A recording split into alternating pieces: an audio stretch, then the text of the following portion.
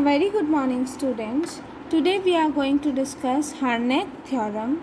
The statement for this theorem is let G be the reason, then the metric space Harnack of G is complete, and if U1 is any sequence in Harnack of G such that U1 is less than equals to U2 is less than equals to so on UN less than equals to so on, then we are to prove that कि either UN Z approaches to infinity uniformly on the compact subset of G or UN converges in Harnack of G to harmonic function.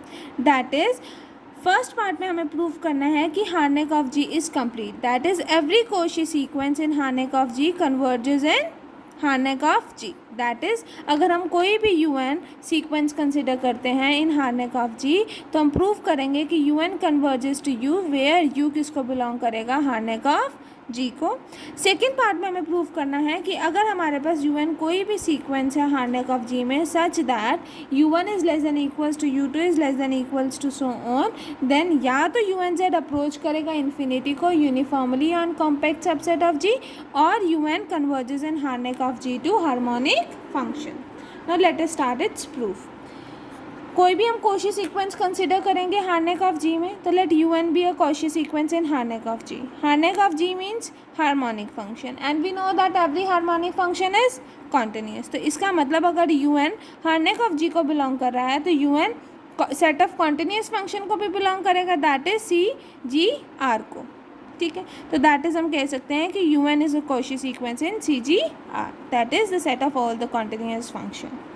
ठीक है, but we know that this is complete metric space. ये complete metric space है तो every Cauchy sequence in set of all the continuous function converges to the set of all the continuous function. तो इसका मतलब u N converge कर गया you को where u किसको बिलोंग कर रहा है, the set of all the continuous function.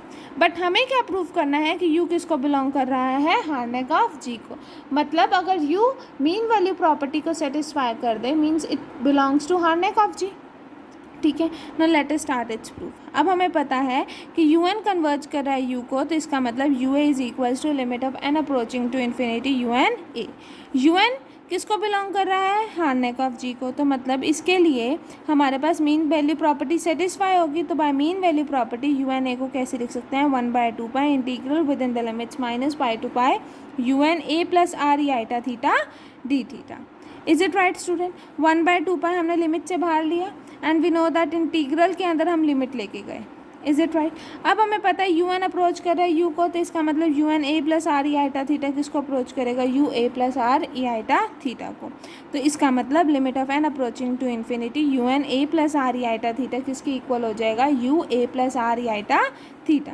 ये वैल्यू आप कहाँ सब्सटीट्यूट करोगे, यहाँ पर. तो आपके पास क्या आ जाएगा, that u a is equals to 1/2 pi integral within the limits minus pi to pi और इसके प्लेस पे क्या आ जाएगा, u a plus r e iota theta d theta, which means that u satisfies mean value property.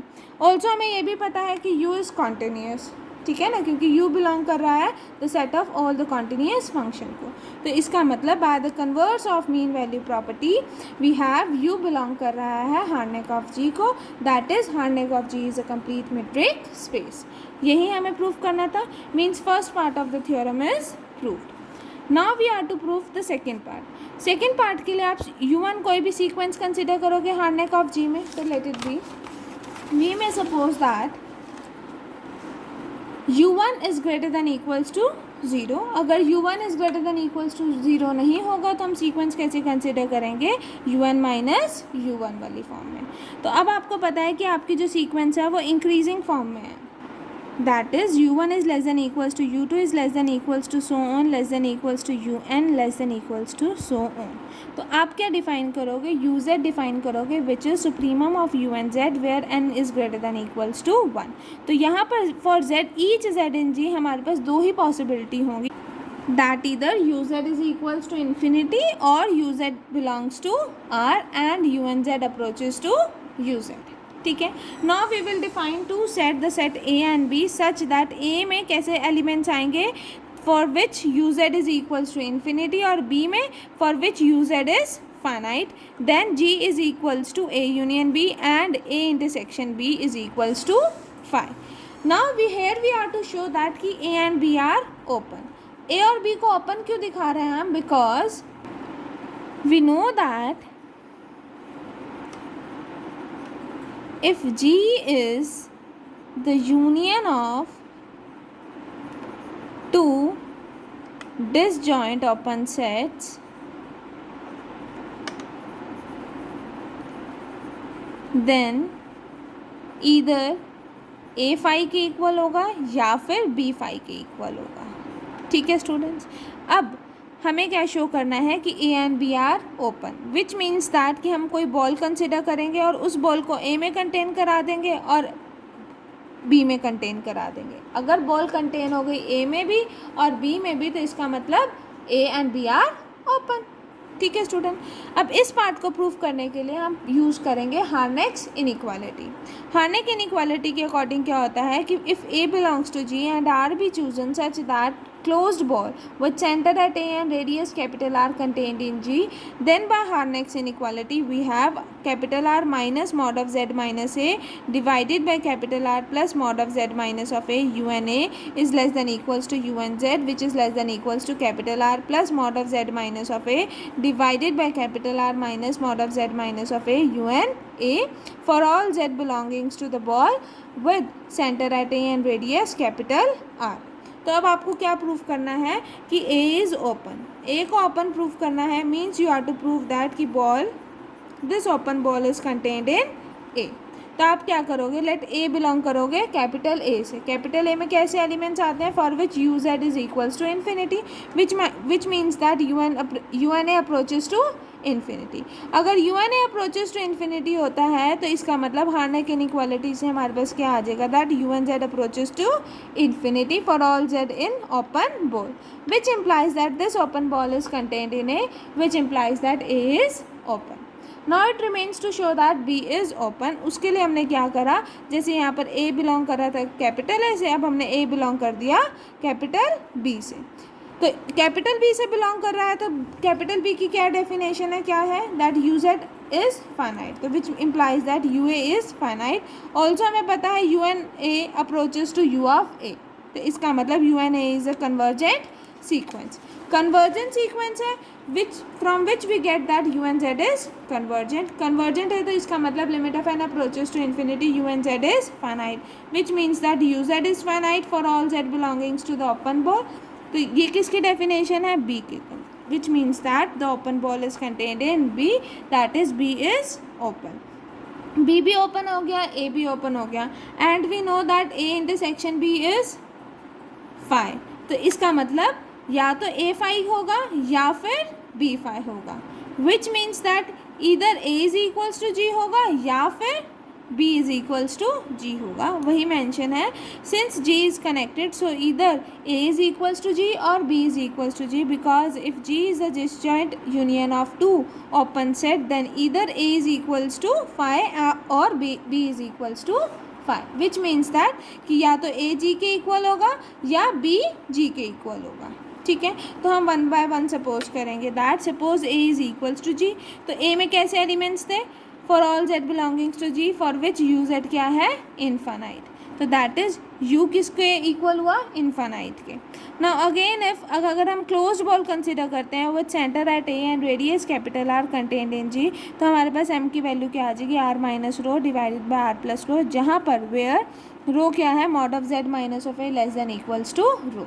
तो यहाँ पर हमारे पास ये वैल्यू क्या हो गई, m की, तो इसका मतलब यहाँ से हमारे पास क्या आया इस पार्ट से कि m u n a is less than equals to u n z, तो वही यहाँ मेंशन है m u n a is less than equals to u n z for mod of z minus of a less than equals to rho. Hence u and z approaches to infinity uniformly for each z in closed ball with center at A and radius capital R. In other words हम क्या कह सकते हैं, for each A in G there is a row positive such that u and z approaches to infinity uniformly on closed ball with center at A and radius rho. Is it right student? तो यहाँ से हमारे पास क्या आ गया कि u and z approaches to infinity uniformly for each z in any compact set. ठीक है, और सेकेंड केस क्या है कि अगर ए जी के इक्वल नहीं है तो बी क्या होगा, जी के इक्वल। तो now suppose that B is equals to G, अगर बी जी के इक्वल है तो इसका मतलब यू जेड क्या हो गया, फाइनाइट हो गया for all z in G. Now if rho is less than of capital R, then as above there is a constant n which depends only on a and rho such that हमारे पास ये condition होगी. इसको हमने m consider कर लिया था, इसको हमने n कंसिडर कर लिया, तो हमारे पास क्या आ गया, m u n a is less than equals to u n z less than equals to n u n a. तो हमारे पास ये इक्वेशन आ गई. अब हमने सपोज करा कि m is less than equals to n और हमारे पास सीक्वेंस कैसी है, इंक्रीजिंग सीक्वेंस है. अगर इंक्रीजिंग सीक्वेंस है तो इसका मतलब u M z is less than equals to you N z. ठीक है स्टूडेंट्स. ऑल्सो हमारे पास यहाँ पर क्या आया, that m you M a is less than equals to u M z, इतने पार्ट से, और इतने पार्ट से क्या आया, that u N Z is less than equals to N you N a. तो इन दोनों इक्वेशंस को सब्ट्रैक्ट करोगे तो आपके पास क्या आएगा, u N Z minus you M z is less than equals to N you N A minus M you M a. Is it right. और हमें ये भी पता है कि that u M z is less than equals to you N z, which means that u M z minus u N z क्या होगा, negative. तो which means that u N Z minus you M Z क्या हो जाएगा, positive. That is यहाँ से imply क्या हुआ, u N Z minus you M z is positive. यहाँ से ये आया हमारे पास, और इन दोनों को सब्ट्रैक्ट करके हमारे पास ये आया. Now which is less than equals to c u N A minus you M a, क्योंकि यहाँ पर एन और एम दोनों क्या थे, कांस्टेंट थे, तो उसके प्लेस पे हमने क्या कर दिया, सी कर दिया. That is we have zero is less than equals to you N Z minus you M Z less than equals to N you N A minus M you M A less than equals to C with in a bracket U N A minus you M A for some constant C. इतना समझ आया.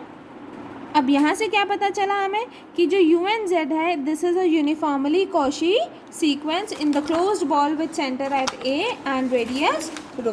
तो वही यहाँ mention है that thus U N Z is a uniformly Cauchy sequence on the closed ball with center at A and radius rho, which implies that un is a Cauchy sequence in Harnack of G, but Harnack of G क्या था, complete. तो इसका मतलब un must converge to some harmonic function and that harmonic function let's say that be u. तो इसका मतलब un z converges to u where u is a harmonic function.